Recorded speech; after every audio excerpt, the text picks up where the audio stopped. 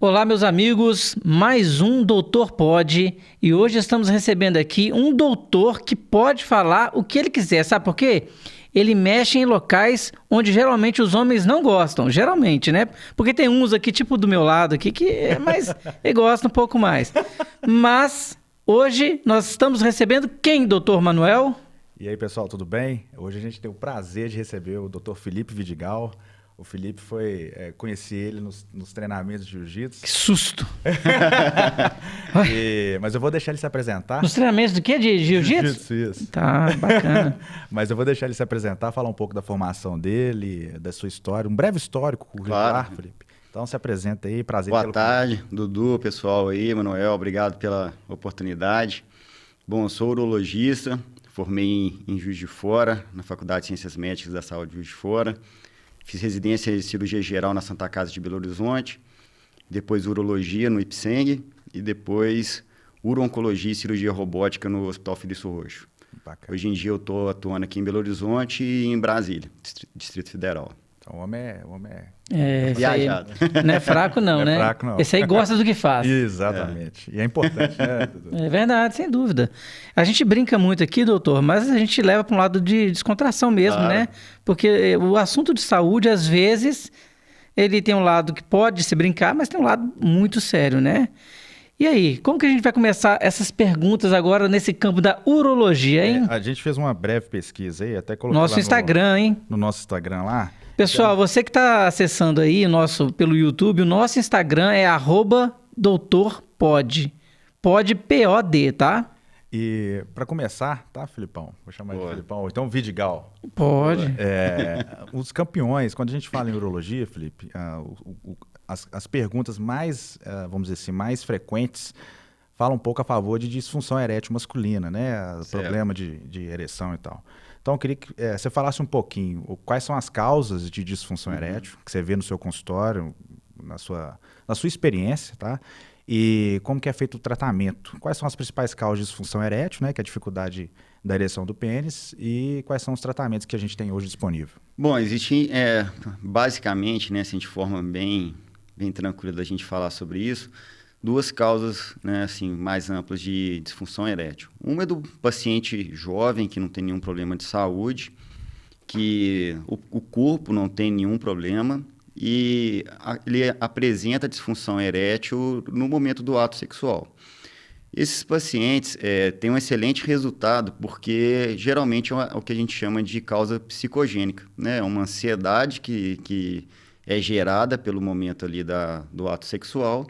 Isso acaba gerando a disfunção, porque o paciente, né, ele acaba desconectando, né, o prazer sexual como um todo e concentrando só na ereção. Então, isso dá um corte na excitação e o paciente acaba perdendo a ereção. Ele fica, então, mais preocupado com a, vamos dizer assim, com a performance dele do que com a relação em do si. que ter prazer em si, né? E se ele ficasse mais relaxado, né? Isso. Ele não aproveita o momento e fica Exato. preocupado com a performance. Exatamente. Não é isso? Isso gera, né, uma ansiedade de desempenho e o que leva à disfunção erétil. Esse paciente, a gente trata, né, com psicanálise, né? Manda para o especialista, geralmente um sexólogo, e os resultados são excelentes.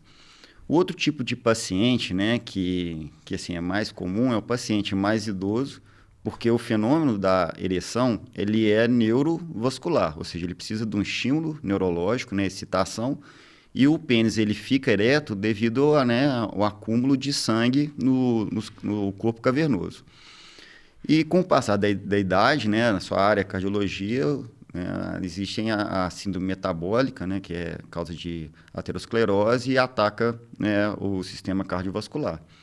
Então, aumenta o risco de infarto, AVC e também, como, né, os vasos do pênis são responsáveis pela ereção, acaba o paciente tendo uma disfunção erétil. Esse paciente, ele é mais difícil de tratar, porque você tem que tratar a causa, né? Pressão alta, diabetes.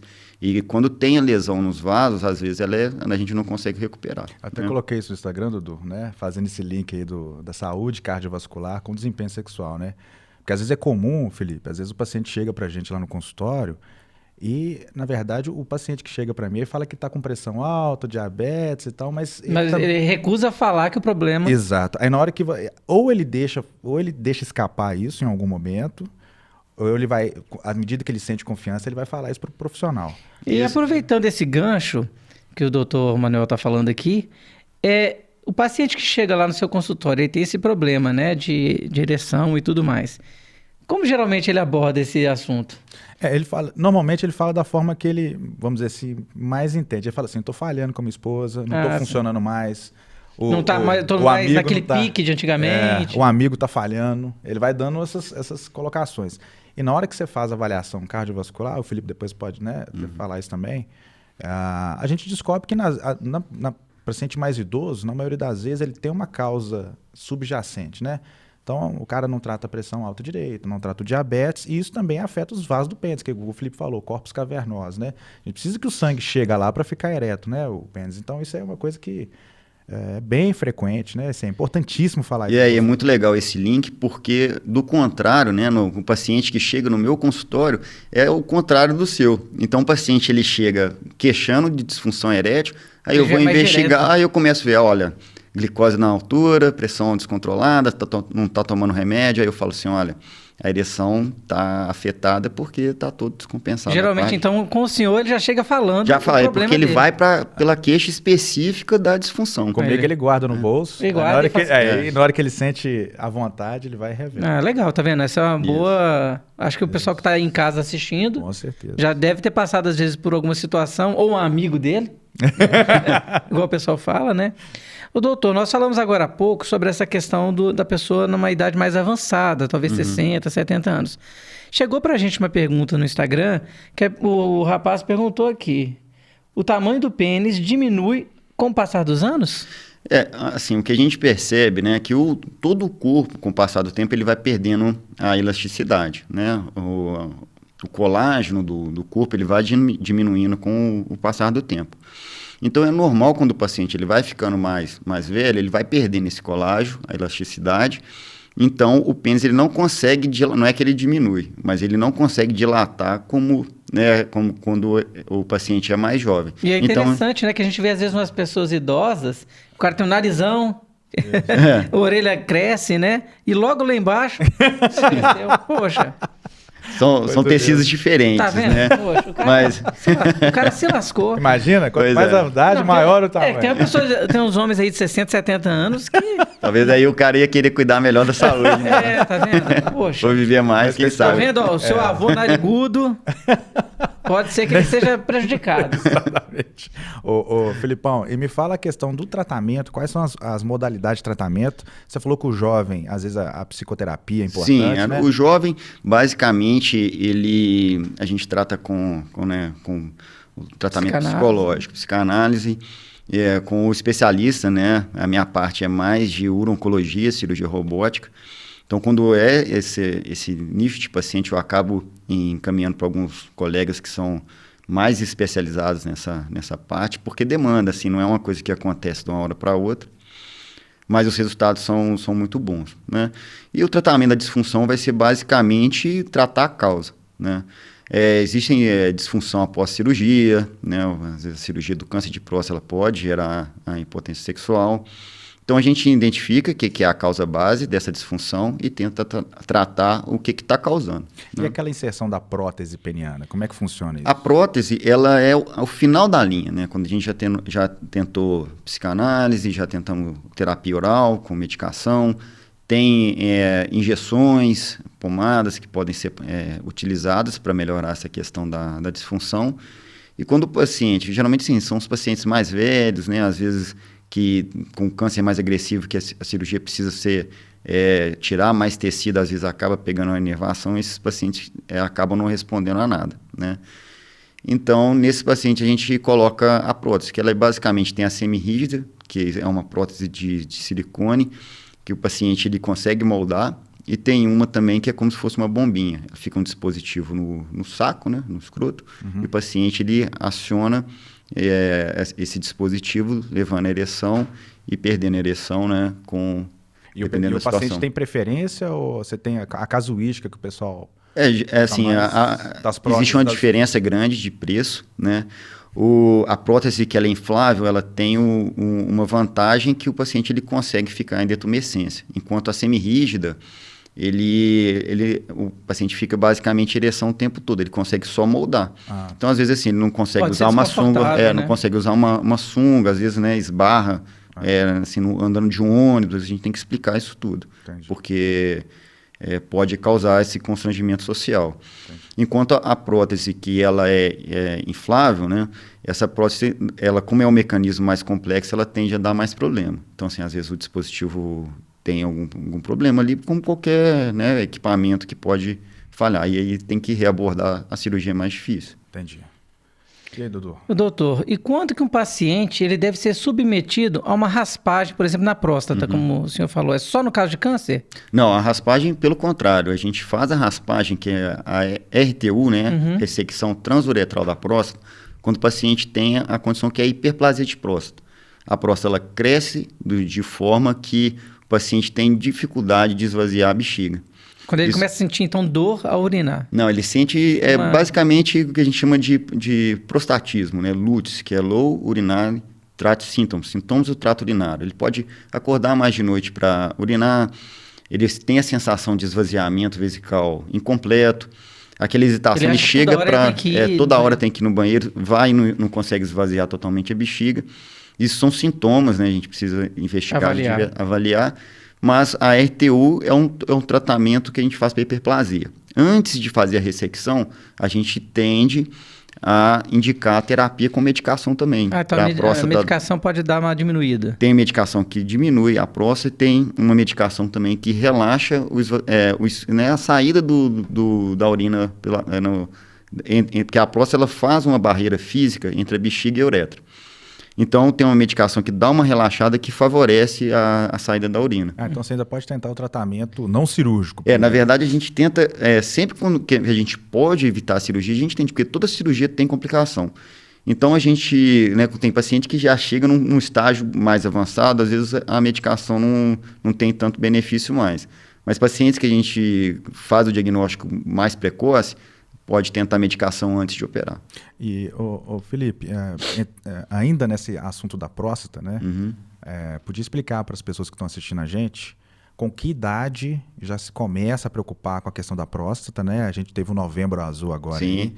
Com que idade você já se recomenda fazer o exame preventivo de câncer de próstata? E se tem alguma situação específica, por exemplo, pessoa que teve histórico na família, se tem que adiantar isso, ser mais cedo. É igual o câncer de mama, né? Mais ou menos a estratégia. Explica pra gente com qual idade que faz, como é que é feito. Na população em geral, a gente começa o rastreio do câncer de próstata, que ele é feito com o exame de PSA e o toque retal, a partir dos 50 anos, tá? Existem situações onde que o risco do câncer ele é aumentado. Então, esse rastreio ele começa 5 anos antes, com 45 anos. Que são os pacientes negros e os pacientes que têm história de câncer na família. Por exemplo, o pai que teve, irmão, tio. A gente começa o rastreamento de forma mais precoce. É bom a gente falar também da questão da obesidade. O paciente que é obeso, ele tende a fazer um câncer de próstata mais agressivo, por causa do estrogênio, por causa da gordura. Esses pacientes têm um risco maior de fazer um câncer de próstata mais agressivo do que a população em geral. Então, olha só, você vê, obesidade atrapalha tudo, né? Porque... É do coração, dos rins. Vidigal, teve todos os especialistas que vêm aqui, todos... tem uma área, algum aspecto da especialidade que a obesidade, o sedentarismo, o cigarro prejudica. Com certeza. E agora a gente está sabendo que a obesidade aumenta a chance de agressividade no câncer de próstata. Então, geralmente, quando faz o diagnóstico no obeso, ele tende a ter um câncer mais agressivo, né? Que precisa fazer uma então, as pessoas obesas, em tese, teriam que se preocupar em fazer esse exame mais precocemente. Na verdade, eu vou além. As pessoas acho que tem que preocupar em perder peso, né? Em fazer, né? Perder e nem peso cardiologista. Tá vendo, Dudu? Como é que é? Você vê como é que é? O cartãozinho dele. Claro. Mas, eu falo... Encaminha. O doutor ali também fala, o outro também. Exatamente. Porque, assim, realmente a gordura está atrelada a, acho que 90% dos problemas. Não, isso é uma síndrome inflamatória. A obesidade ela tem uma repercussão geral E eu fico brigando com o Dudu que isso não é papo chato de cardiologista, né? Não, A pelo gente sabe contrário. que tem impactos em vários órgãos e é bom a gente trazer os especialistas aqui. Sim, pra não. poder falar sobre E eu, Inclusive na disfunção erétil, né? O paciente, né, Eu síndrome trabalho- metabólica acaba... eu trabalho com cirurgiões plásticos e tudo mais, e eu vejo quando ele corta ali, ou o seio ou a barriga da mulher, você vê as camadas de gordura, né? Aham. Assim, para o pessoal que é mais leigo, O tecido fica inflamado. Né? você vê que ele fica esponjoso, Isso. assim, e como se fosse, não assim, não é bem bolhas de água, assim, de líquido, né? É muito esponjoso, você vê que o organismo está ali sofrendo com aquilo. É um estado inflamatório crônico. Ô, Felipe, nessa questão do tratamento da próstata, você falou da cirurgia, da ressecção, da raspagem, né? Tem a questão também da retirada, né? Que a gente chama de prostatectomia. Isso. E isso tem repercussão na ereção masculina. Explica pra gente por que a abordagem da próstata gera essa hipotência masculina. Na verdade, assim, a raspagem, a retirada da próstata devido à hiperplasia, é uma cirurgia que a gente não precisa tirar a cápsula e fazer uma cirurgia, né, assim, preocupando com margem cirúrgica. Então, a chance de disfunção erétil numa cirurgia dessa é muito pequena, né? E, geralmente, os pacientes saem super bem. Saem bem. Tá? O que acontece, a questão da disfunção erétil na cirurgia de próstata é no caso de câncer de próstata, porque a gente tem que ter a preocupação em ter uma margem livre de neoplasia.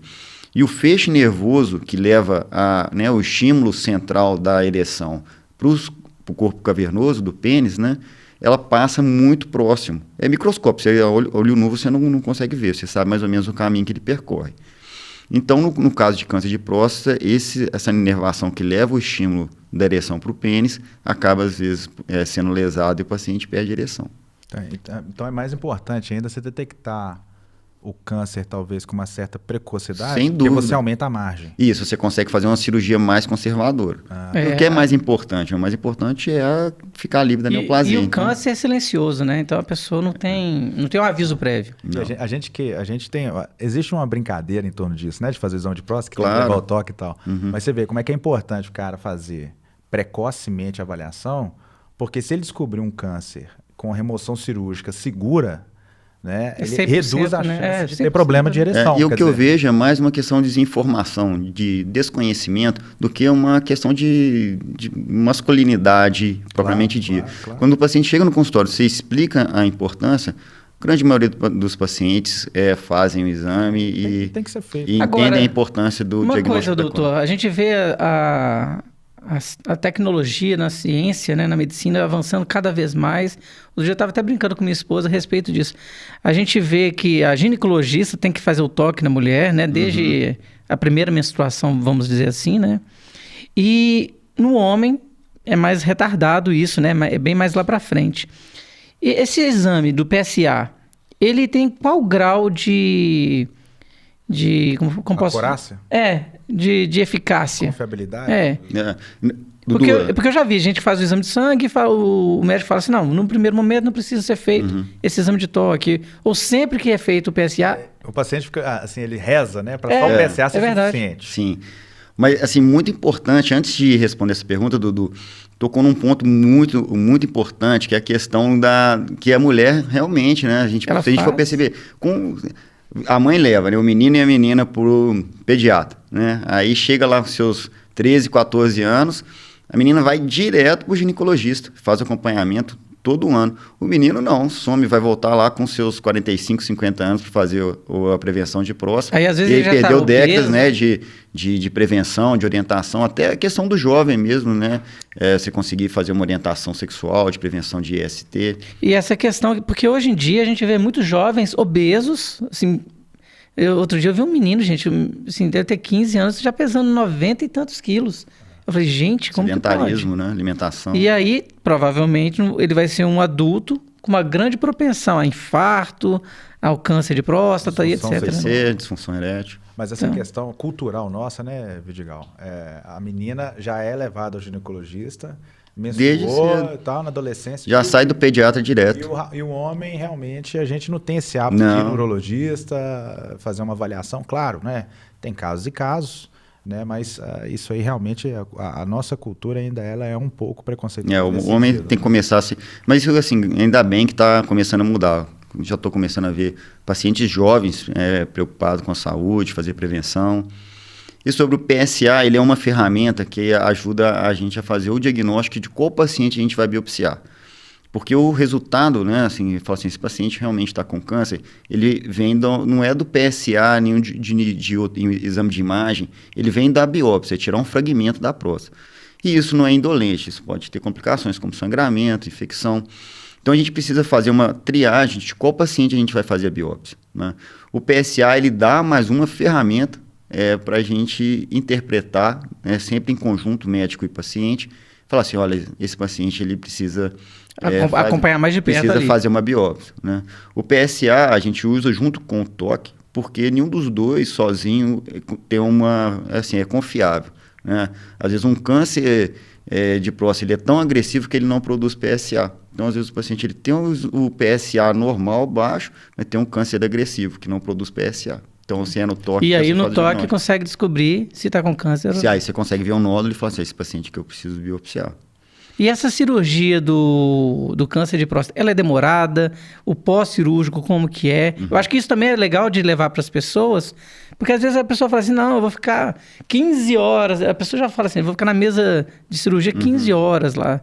Como que é mais ou menos esse procedimento? A técnica de cirurgia da prostatectomia evoluiu muito. Hoje em dia a gente faz a cirurgia até com robô, né? A prostatectomia robótica, que é a área que eu atuo mais. A gente eu já estava levando para esse lado, porque até comentei da tecnologia exatamente para a gente entender. Então, hoje em dia é possível fazer roboticamente. A cirurgia, ela tem basicamente 3 formas de ser realizada, que é a cirurgia convencional, que ela tem um corte maior. Ela pode ser feita por laparoscopia, ela é minimamente invasiva, mas com pinças que não tem o movimento da mão do cirurgião. E tem a cirurgia robótica, que atualmente é o método mais, né, que tem mais tecnologia, o mais moderno, onde que a gente tem imagem 3D, a pinça faz a movimentação da mão do cirurgião. Então a gente ganhou muito em técnica cirúrgica. E isso a cirurgia tende a ser menor. Geralmente umas 4 horas de cirurgia, assim, em média. Às vezes umas demoram menos, outras mais. Claro. Depende da complexidade também de E o paciente também fica sedado, né? Anestesia geral. Não tem como, ele fica acordado. Quais hospitais que fazem essa cirurgia aqui em Belo Horizonte? O robô tem o Hospital Mater Dei, o Hospital Horizonte. Pode falar, né? Pode aqui. Quem sabe eles vão ser patrocinador do programa. Tem no Hospital Felício Roxo, onde que eu fiz o meu fellow em urologia.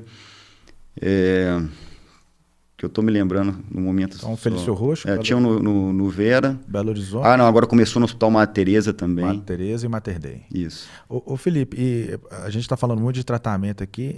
Quais são os primeiros sintomas? Eu lembro muito, na minha época de estudante, o sangramento na urina, né? Uhum. A gente pensa muito em câncer de bexiga, eventualmente câncer de próstata. Fala pra gente um pouquinho como é que, além da prevenção que é importante, mas existe algum sintoma, algum sinal que o paciente apresenta que ele deve acender o sinal de alerta para câncer de próstata? Sim, o câncer de próstata, é importante falar de hematura, que leva mais a pensar, né, em hematura que é o sangue na urina. Sangue na urina, o paciente urinar sangue. E para juntar um pouquinho, tem gente que urina e tem ardência, por exemplo. Uhum. Já é um pré para logo... Ou é totalmente diferente, assim? Não, isso depende muito. A queimação na urina fala muito a favor de infecção. Infecção urinária, que no homem também é mais difícil, que a gente aprendeu no outro podcast anterior. Porque na mulher ela tem a uretra mais curta, isso favorece a bactéria a subir para a bexiga. Enquanto o homem, por causa do pênis, né, a uretra é maior, a bactéria ela tem mais dificuldade de chegar na bexiga e isso faz uma proteção no homem. Então a questão do sangue... O sangue a gente depende também muito da faixa etária, né, e fator de risco. No paciente mais jovem, a gente pensa mais em infecção, né, o cálculo, que pode machucar ali e fazer sangrar.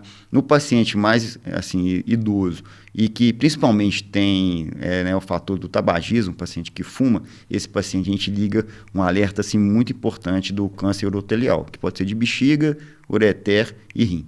O cigarro é absurdo. Fumou e tem sangue na urina. Tem que ir urgente no urologista. É alerta vermelho. Alerta vermelho. O cigarro, ele é terrível mesmo, né? Não tem jeito. O pessoal que fuma, eu não entendo, né? Como que depois de tanta ciência já colocada em cima disso, o pessoal continua fumando. Vidigal, na sua experiência profissional, no seu consultório, quais são as queixas que você tem mais no consultório em ponto de vista estatístico? Você fala assim, Manuel, é disfunção erétil, é esterilidade masculina, é problema de próstata, no seu dia a dia ali, de atendimento, qual que é a queixa mais prevalente? Assim, o urologista é o geralzão mesmo, né? O paciente que vai para prevenção, paciente com assim, problemas... DST, paciente que tem alguma inflamação, paciente que vai para orientação. Eu, como tenho, né, a subespecialidade da uro-oncologia e cirurgia robótica, acaba chegando mais pacientes desse nicho, mas não é o que geralmente chega no consultório. O câncer, ele chega menos, ainda bem, né, do que as outras queixas. E a queixa mais que você encontra mais no consultório é qual? Eu acho que é a prevenção, o paciente buscando, o paciente chega, assim, o paciente jovem, ele vai bem menos do que o paciente... Então, de meia-idade? Meia-idade, geralmente o paciente ele começa a chegar aos 40, 45 anos. Começa aquele... A grande maioria assim, dos pacientes, eles vão para prevenção. Você já foi Dudu? Olha, eu tenho 43, né? Já estou no meio tempo. Não, mas eu já tenho que... Vou agendar com o doutor para ver se... Vou falar assim, doutor, faz um preço bom aí. Mas é importante que a gente fala, né? Com 45 anos só pensando no câncer de próstata. Mas quanto... acompanhar. A função do urologista é a saúde do homem. Sim. Tem o ginecologista que trata da mulher, né? Então, o homem... Eu aconselho os pacientes, desde jovem, pelo menos uma vez por ano, fazer a consulta para acompanhar, fazer exame. Tá vendo, doutor Manuel? Eu falei, não é toda semana. Eu não entendo, doutor Manuel tem toda semana. Toda semana ele vai lá, né? O secretário tá até achando esquisito. Ela fala, poxa, doutor. Não, e chega lá no consultório e fica assim, doutor, explica o caminho do... Mas já foi lá várias vezes. Falei que ele ia falar? Tá vendo? Só daqui um ano. Pode ter jeito de ser semana que vem de novo. Não, poxa... Essa semana ou na outra semana? Não, é uma vez por ano. E o doutor Manuel, ele luta jiu-jitsu, né? Então, meu Deus do céu. Tô brincando. Eu brinco assim porque o doutor Manuel me dá essa liberdade, a gente é amigo, tem essa proximidade de brincar. Mas a gente, para quebrar um pouquinho dessa confusão, né, que causa na cabeça das pessoas, essa dúvida mesmo. Agora, doutor, chegou no nosso Instagram aqui, no nosso bate-papo, a questão aqui, deixa eu achar aqui, ó. O rapaz, né, a questão do negro, o senhor já falou... Olha lá, posso ter pego bactérias e fungos através de uma relação sexual? Com certeza. Porque, pelo jeito, ele olhou para lá e falou, opa, tá diferente. A relação sexual ela pode transmitir, né, infecções tanto por bactéria quanto por fungo, né? Uma questão que influencia muito ali é a questão da fimose, o paciente que ele não expõe bem a glande, porque existe o prepúcio, que é aquela pele que ela cobre, não consegue expor bem a glande, acaba favorecendo. Não assim, só IST, que a gente chama, né, infecções sexualmente transmissíveis, mas também questão de fungos, né, que não são causados por causa da higiene. Né?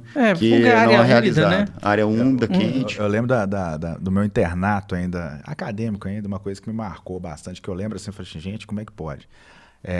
O Vidigal pode até falar melhor, que o maior fator de risco para câncer de pênis é higienização local. A falta de higienização. Eu já vi vários pacientes lá com tumor no pênis, por falta de higiene, inclusive a questão do prepúcio, né? Mas é uma loucura, né? A pessoa não lava. Não sentia ardência, coceira, nada. Porque geralmente o câncer, ele realmente não dá. Quando ele começa a dar sintoma, já está mais agressivo. Então, ele inicial ali, ele realmente... Mas esse câncer, ele pode vir, assim, iniciar por um fungo, por exemplo? Não, geralmente o câncer, ele é causado pelo vírus. E existe algum tipo de vacina, doutor? Assim, que a pessoa existe, tanto para o homem quanto a mulher, tem disponível no SUS. Então, assim, aconselho, né, o jovem, adolescente, sempre procurar, né, o posto de saúde para estar... Qual que é a vacina, Vidigal? Tem dois tipos, né? Tem uma que ela é aquela HPV? Contra o vírus do HPV. Porque no homem ele causa... É importante falar isso, que no homem ele causa o câncer, mas ele causa o câncer lá na frente. E também é mais fácil da gente fazer a detecção, né? Porque o homem ele consegue ver ali. Uhum. Então, o homem, quando ele tem o prepúcio, não expõe bem a glande, ele fica escondido. Diferente da mulher, que é interno, então, assim, acaba fazendo o diagnóstico, fica mais difícil. Né? Doutor, vamos falar dessa questão que o senhor abordou aqui, dessa tecnologia atual. Fiquei curioso em saber.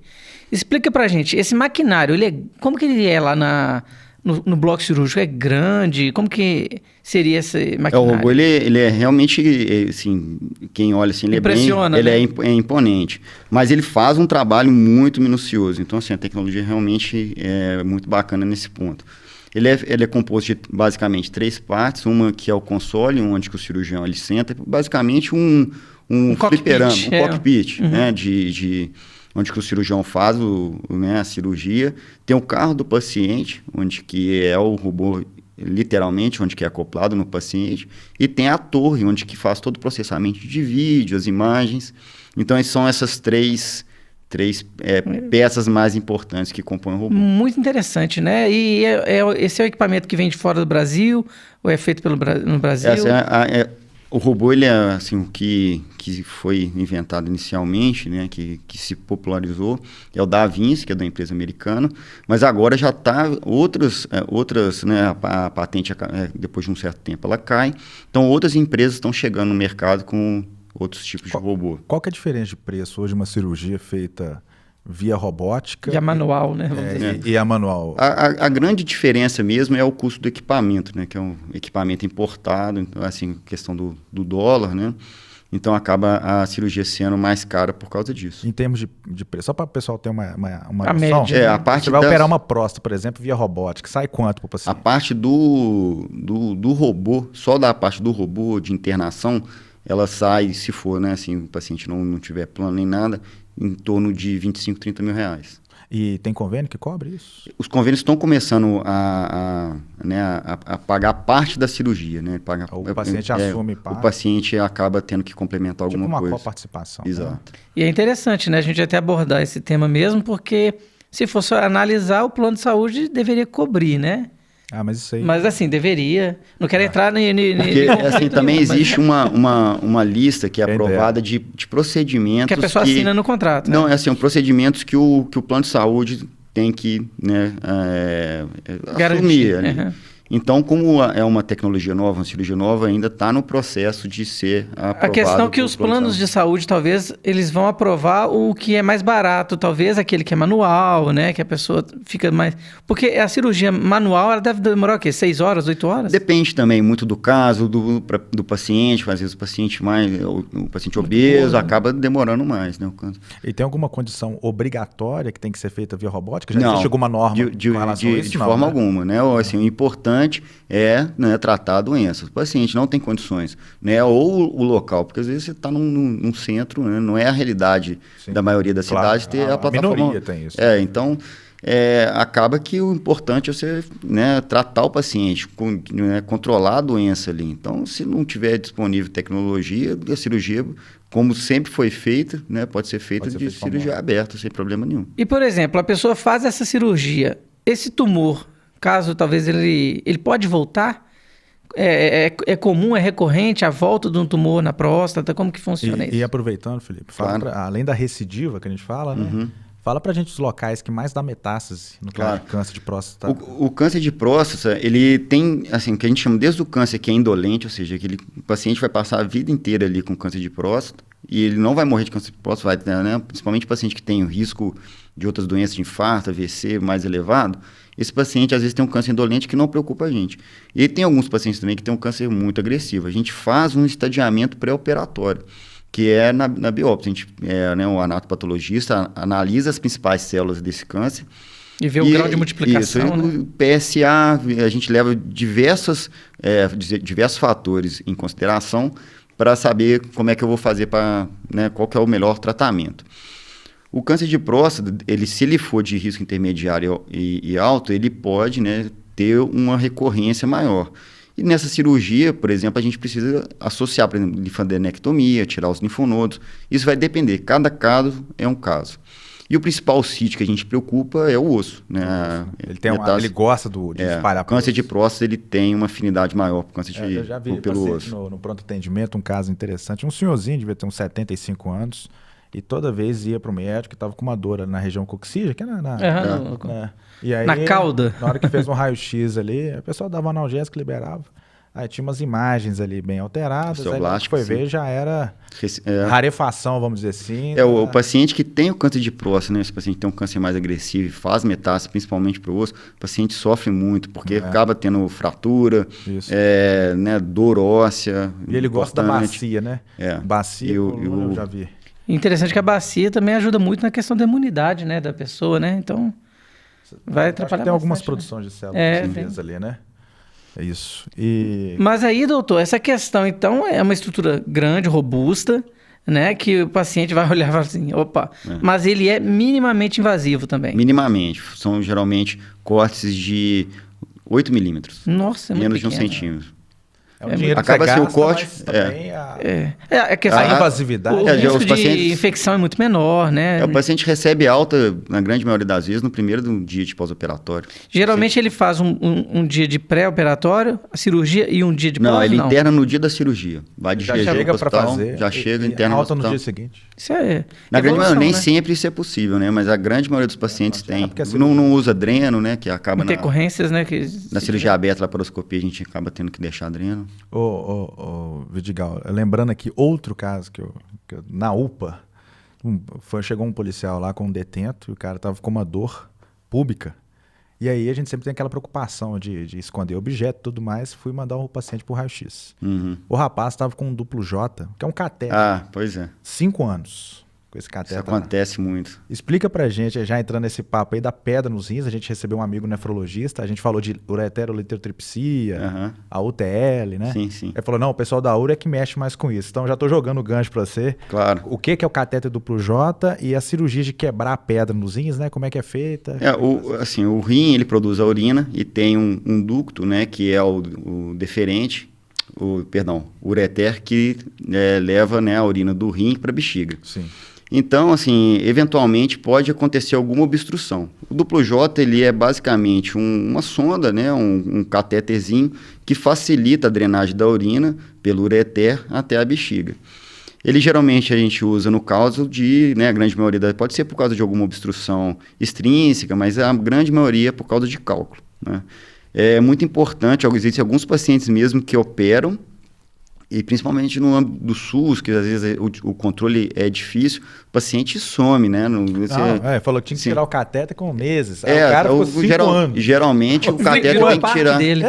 Virou parte. O que é muito ruim, porque esse catéter ele acaba calcificando e formando um cálculo gigante, né, em torno do... Nossa, para tirar Então, assim, é uma cirurgia muito complicada. Às vezes tem que, né, fazer por cima, fazer uma percutânea, entrar por baixo também, às vezes até abrir a bexiga com corte para tirar. E para quebrar essas pedrinhas que tem no rim, vocês usam ondas de choque? Como é que funciona essa técnica? Existem indicações, dependendo da localização do cálculo, da dureza, do tamanho, mas basicamente tem a LECO, né, que é um aparelho que a gente encosta no paciente por causa de onda de choque mesmo, né? Como se fosse geralmente é uma vibração. Ele dá uma batida e essa batida ela é concentrada, né, no meio do cálculo.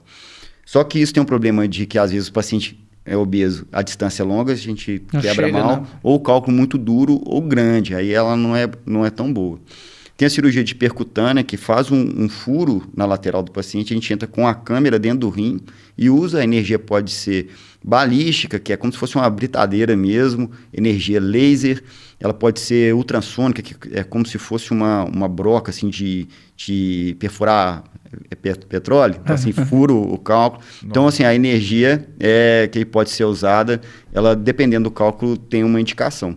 E ela pode ser sem corte por baixo também, que tem indicação, geralmente são cálculos menores, e que a gente passa por dentro desse, né, do ureter e vai dentro do rim quebrar o cálculo com, geralmente, energia laser, que é o que a gente está usando mais hoje em dia. Eu ouvi mesmo que o pessoal está usando mais o laser mesmo. O laser está modificando muito a medicina, né? O laser, ele assim, é o que tem maior taxa de fragmentação. Assertividade ali. Porque tem um cálculo que às vezes ele é muito duro, você não consegue quebrar ele. Então o laser ele te dá essa possibilidade de fazer uma cirurgia. Ô doutor, e tiveram algumas perguntas que chegaram pra gente aqui. O pessoal fica mais nessas coisas, né? Lá.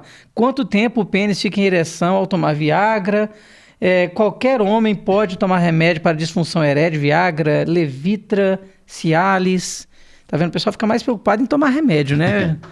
E como uma resposta rápida, né? Esse aí eu até posso até fazer uma pequena observação. Já usou 15 vezes. Doutor Manuel, eu tento ajudar o Manuel, mas ele não me ajuda. Não, porque é muito comum, ô Vidigal, o paciente cardiopata perguntar se pode tomar o azulzinho. Sem dúvida, eles perguntam mesmo. Esse Tem medo de morrer, né, na hora. O cara infartou, a primeira pergunta que ele faz não é nem como é que tá o coração, é se pode usar o azulzinho. Então, de antemão, já fala que a gente tem que fazer uma avaliação também cardiológica. A gente sabe que esses remédios são vasodilatadores. Na verdade, o Viagra ele foi descoberto como um efeito colateral de um remédio para hipertensão pulmonar. Então, ele causa, teoricamente, um roubo de pulmonar? Fluxo. É hipertensão no pulmão. No pulmão mesmo? Interessante. Então, ele causa, de uma forma indireta, um roubo de fluxo de sangue que seria para coronária. Então, não é proibitivo, cada caso mas é um tem que caso, avaliar. Mas do ponto de vista cardiovascular, tá, Vidigal? Já estou fazendo essa ressalva aqui. A gente precisa ter essa avaliação. O paciente estando estável, bem controlado do ponto de vista cardiológico, a gente pode recomendar. Às vezes eu até mando para o urologista, né, Felipe? Porque eu acho que tem o conhecimento mais sim, adequado. E é assim, né? Esse vice-versa aí é muito importante, porque o que eu digo muito dos pacientes, porque eles chegam mesmo com essa preocupação, né? O ato sexual em si é uma atividade física. Claro. Né? Então, assim, às vezes o paciente ele é sedentário, não aguenta subir 2 lances de escada e quer tomar medicação. Pode? Não pode, porque se você subir 2 lances de escada, você vai infartar. Isso. Tendo a relação sexual, você vai infartar também. Então, é nesses pacientes mas que... o doutor não entendeu que na escada ele vai sofrer e na relação ele vai morrer feliz. Aí, nesse caso, está liberado. Se ele pensar desse jeito... Se for para morrer, que seja feliz. Exatamente, o cara vai morrer. Fala assim, vou morrer subindo a escada? Não, vou morrer ali. E assim, uma coisa que é importante dizer também da medicação é que ela não causa a ereção, ela facilita. É mais psicológico, É psicológico. Né? Se ele tomar medicação e não tiver estímulo, não ocorre a ereção. Inclusive, alguns pacientes com a disfunção erétil grave por causa de psicogênica, ele mesmo tomando medicação, ele não tem ereção. Aí ele fica se preocupado, fala assim, pô, eu tô tomando remédio, agora tem que funcionar. Aí ele vê que não funciona, aí vai só... Aí aumenta a dose. Eu vi um médico, eu não sei, num programa de TV falando, eu achei muito interessante, porque ele falou assim, a idade, rapazes novos estão usando esse tipo de medicamento, mas o fator é psicológico. Isso. E ele está forçando, né, a questão do coração dele, etc., por uma coisa que é psicológica. Ele poderia e acaba evitar criando uma dependência, né? Porque o paciente ele só consigo ter relação com a medicação, então ele fica dependente de forma psicológica mesmo da medicação. E tem dosagem máxima, Felipe? Existe, sim. Aí depende de cada medicação, né? O paciente... e também do grau, né? Às vezes alguns pacientes realmente precisam de medicação, a gente acaba dando mais medicação e vai depender muito de qual medicação que você vai usar. Alguns que você só pode tomar, você pode tomar todo dia, que ele é de uso diário. Tem alguns que você pode usar só uma vez a cada 3 dias, então depende muito. Por isso que assim, tem que ser avaliado e indicado por especialista. Né? E outros tipos de remédios também podem causar? Por quê? Eu vejo pessoas que têm depressão, ansiedade, e existem alguns remédios que falam, tá lá na bula, né? Descrito assim, ó, vai reduzir a libido e etc. As pessoas falam assim, não vou nem tomar. Não, se você for ler a bula de todos os remédios, você não toma remédio, você não toma, não. Nem de pirona. Nem de pirona você toma. Não, mas é assim, porque né, o pessoal fica tão preocupado com essa questão sexual, né? Os famosos medicamentos que pioram a disfunção erétil. No nosso caso, na cardiologia, tem vários. Não, e assim, eu digo que são os principais. Paciente com pressão alta, diabetes, acabam tomando os principais remédios. Né? Eu conversei com um psiquiatra mesmo, que ele falou comigo. Ele falou assim, Eduardo, a relação sexual, se ela não começar na cabeça... Exato. Não vai ter nenhum remédio que vai te atrapalhar. Perfeito. Agora, se a pessoa já vai com a cabeça ruim, ela toma um remédio, está propensa ainda a ter... um AVC, um ataque cardíaco e piorar toda a situação. Mas assim, existem algumas medicações que realmente atrapalham a ereção. Estatina, algumas medicações para hipertensão, alguns para depressão. Aí, nesse caso, a gente tem que ver... Porque a depressão, ela faz a pessoa baixar... a própria doença, mas a medicação também, ela acaba competindo com os neurotransmissores e isso atrapalha o processo de ereção. Então, o que a gente tem que fazer nesse caso? É individualizar e ver o que a gente precisa tratar que é mais importante. Porque às vezes o paciente ele tem um risco cardíaco, né, uma pressão tão... que ele não pode ficar sem a medicação. Quando é nesses casos, o que eu faço é entrar em comum acordo entre o paciente, o especialista, por exemplo, cardiologista, o psiquiatra, para ver o que a gente pode fazer para minimizar isso tudo. né? Porque Aí senão você é o cara- um paciente difícil. Porque senão o cara melhora na saúde física dele, a sexual dele fica, né, prejudicada também. Mas acaba ele também, né, controlando a pressão, diabetes, ele melhorando o desempenho. Porque, como eu disse, né, o ato sexual é uma atividade física. O cara não aguenta correr, não aguenta fazer nada, ele também não vai conseguir. Ele quer ser um atleta do sexo, né? O cara acha que geralmente. Né? Geralmente o cara não consegue, né, sedentário, fuma, Igual tá obeso, eu vi no aguenta... Instagram do doutor lá que tem um caminhoneiro, né? O cara às vezes tá com a barriga lá batendo um volante. Uma circunferência gigantesca, né? E tá querendo ser o Superman. E ele foi na consulta porque ele perdeu a potência sexual dele. Na verdade, não foi porque ele tava preocupado com a barriga. Mas aí eu que alertei pra isso, ele começou a tratar, né? E assim, é engraçado, assim, interessante você falar essa questão de caminhoneiro, né? Porque existem realmente umas profissões que são, né, o paciente fica estressado. Nossa, isso também afeta, né? Tem um paciente que ele tem um trabalho mais estressante, que ele falou assim, durante a semana eu realmente chego em casa morto, estressado, eu não consigo ter, assim, nem ânimo, né? Porque é uma atividade física, ele chega cansado, estressado, então ele não consegue ter um bom desempenho, às vezes nem interesse, né? A libido acaba caindo. Ele falou assim, no final de semana, quando eu estou descansado, eu sou outra pessoa. Então até isso influencia. Ô Vidigal, vamos puxar um papo agora com relação a... Isso eu lembro também da época do Hospital das Clínicas, quando eu fazia estágio lá, sobre infertilidade, né, masculina, tá? Já na época que a gente fazia estágio lá, a gente atendia alguns pacientes. Fala pra gente quais são, na sua experiência, as principais causas de infertilidade masculina e o que é isso, né? Se é a qualidade do espermatozoide, a quantidade, é os dois, como é que funciona a questão da infertilidade e os exames que ele pode fazer? Basicamente, o que é infertilidade? É o paciente tentando, né, a gestação de uma forma regular, com uma parceira também que não usa qualquer método contraceptivo, e durante um ano não conseguia a gestação. Então passou de um ano. Passou de um dois ano. Não estão usando nada. Não engravidou. E tendo relação. Já tem que se ligar um Então, assim, fala assim, então esse é o paciente, né, que tá, assim, que a gente começa a pensar em fertilidade. Antes disso, a gente tende a observar. As causas são inúmeras e elas tendem a ser mistas, né? Ela não é só do homem, né, só da mulher, ela acaba tendo um componente.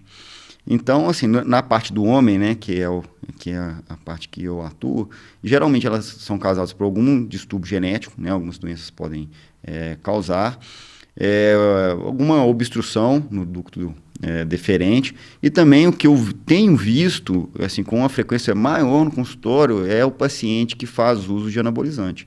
Esse paciente que faz uso de testosterona que não é produzida no corpo, ele faz um feedback, o que a gente chama de feedback negativo, que inibe a produção, tanto do hormônio próprio do corpo, como também a questão da fertilidade. Porque o centro, no sistema nervoso central, que dá o estímulo para a produção tanto da testosterona quanto da produção de espermatozoide, é o mesmo. Só na fase final que ele se divide. Mas quando você toma a testosterona, ele inibe de forma central, então o paciente acaba fazendo o que a gente chama de azoospermia. Então esse é o que eu tenho visto mais no consultório. Você tem visto muito paciente com anabolizante que tem infertilidade? A grande maioria que chega no consultório é o paciente que fez uso de anabolizante. Tá vendo como é que é perigoso? As pessoas não acreditam, cara. A gente fala as coisas, tudo bem. Ele acha que vai acontecer só com o amigo dele lá. Não, a gente pega muito paciente assim, que faz uso, né, Felipe? A gente sabe que o dia a dia a gente costuma atender esses pacientes com várias finalidades. Né, desportiva, às vezes o cara é fisiculturista, quer alta performance. Estética e tal. Mas ele precisa saber quais são os riscos potenciais. Né? Então, pra você ver, mais um especialista aqui. Apontando aquilo ali. Então, assim, é importante as pessoas tomarem conhecimento, porque isso é muito fácil, né, o Vidigal. Às vezes eu estava falando com ele no último podcast, que fui comprar uma barrinha de proteína, e o cara me abordando assim, ele nem sabia que eu era médico. Aqui, se você precisar de uma coisinha a mais, eu tenho como conseguir. Então, tomar muito cuidado, porque esse tipo de medicamento está muito acessível. Sim. E as pessoas têm que tomar ciência dos efeitos colaterais, né? Claro que a decisão ela é individual, a gente sempre tenta alertar com a questão da saúde, mas você vê mais uma repercussão aí. E assim, eu vejo alguns casos até assim, que são errôneos. O paciente com infertilidade procura algum profissional que indica testosterona para tratar a infertilidade. Então, ou seja, esse às vezes paciente a causa desenvolve ele mais ainda. Não é nem a gente chama de hipogonadismo, né? Quando o paciente não produz de forma endógena, natural, às vezes você faz uma reposição, tem as indicações. Geralmente é o paciente mais velho, né? O paciente que chega... Porque é normal também o homem, assim como a mulher, vai chegando a certa idade que os hormônios vão caindo. Isso interfere, né, em muita coisa. Tanto na questão psicológica, né? O vigor, a animação para fazer as coisas, desempenho sexual, massa muscular, questão de, né, osso, produção, né, do metabolismo mesmo. Alguns pacientes têm indicação. Inclusive, a gente tem feito, assim, porque os pacientes operam, né, por exemplo, câncer de próstata. Só que esses pacientes continuam a envelhecer. Então, assim, às vezes algum paciente que operou não tem nada a ver com a cirurgia, mas às vezes que é próprio da idade começa a diminuir.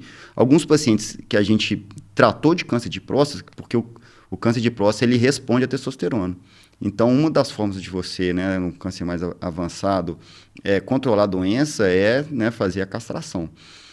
Agora, existem alguns pacientes que a gente consegue operar de forma precoce, os pacientes ficam controlados depois de pelo menos assim, 1 ano, que, né, assim, os estudos mostram, a gente consegue inclusive repor testosterona nesses pacientes que operaram de câncer de próstata. Mas tudo com muito estudo, né, uma coisa bem... Tem um protocolo certinho para se cumprir. Doutor, muito bom o nosso bate-papo aqui. Eu quero já te agradecer. Porque prazer, viu? Eu acho que a gente depois pode trazer o doutor aqui para até falar sobre essa questão hormonal, a gente trazer um médico endócrino para a gente abordar esse assunto e somar, né? Eu acredito que vai dar bastante esse engajamento da galera, porque a gente realmente tem visto muitas pessoas utilizando hormônios industrializados aí, né? Para crescer, ficar grandão e lá embaixo pequenininho. Até assim, às vezes o endócrino, porque o urologista ele não trata só também dessa questão da testosterona. Existem alguns tumores, principalmente de adrenal, que fazem a produção de hormônios, né? Cortisol, catecolaminas, isso tudo a gente trata, inclusive, de forma cirúrgica para controlar. Então, assim, é uma área que dá para conversar bastante. Se o doutor topar, né, a gente chama ele aí novamente. Aí, será um prazer. A gente está agora no finalzinho do ano já, mas... No ano de 2023 a gente vai ter uma agenda mais tranquila para poder trazê-lo novamente. E também só pontuando, a gente falou de saúde sexual masculina, né, com o Felipe Vidigal. Em breve, ano que vem, vai ter uma surpresinha. A gente vai falar sobre saúde sexual feminina também, porque vai ter espaço aqui no nosso podcast. Vai ser uma entrevista muito bacana. Doutor, quero te agradecer muito. E quer deixar o seu contato aí, seu Instagram para o pessoal já ir seguindo, já ir, né, agendando as consultas? Claro. E os locais que você atende? É Dr. Felipe Vidigal, urologia. Eu estou aqui no Santo Agostinho, ali na Araguari. Está até aparecendo aí na TV, aí, ó. Aí, ó. É só seguir o Instagram do doutor. E o nome da clínica que você atende, Felipe? Isso é na Trauma One. Trauma Clínica One? cirúrgica Trauma One. Os caras tudo chique, né? É só Trauma One. Inglês. É inglês. Isso. E estou em Brasília também, no Distrito Federal, no Hospital Brasília, da Rede DASA. Então, se quiserem também consultar lá em Brasília, eu estou... Show na área também. É isso. O dia que eu for lá no doutor, vou filmar tudo. Não, mentira. Não vou nada. Vou discretinho, quietinho. Vou deixar o machismo de lado, né? Isso é importante também. Mas é importante. A gente brinca aqui, mas é importante demais que todos os homens se cuidem, as mulheres, né? Para que a gente tenha uma vida mais feliz, mais ativa. Exato. E satisfazendo tanto as vontades, as vontades do homem quanto da mulher e da família em geral. Isso é importante. Nos vemos no próximo Doutor Pod, né, doutor Manuel? Isso aí, nos vemos no próximo Doutor Pod. A gente é a última podcast do ano, né? Isso, esse é o último do ano. E eu quero que vocês se inscrevam, curtam, compartilhem. Coloca a pergunta aqui no campo de comentários. Pode acessar também o nosso Instagram, @doutorpod. Você vai ser respondido na medida do possível. Se quer participar, tem esse QR Code aqui. Você pode entrar em contato conosco. Se você é empresa, quer divulgar sua empresa aqui conosco, entra aí nesse QR Code também. A gente faz um plano legal e vamos divulgar e crescer juntos. Beleza? Um forte abraço e nos vemos no próximo Doutor Pod. Abraço. Abraço.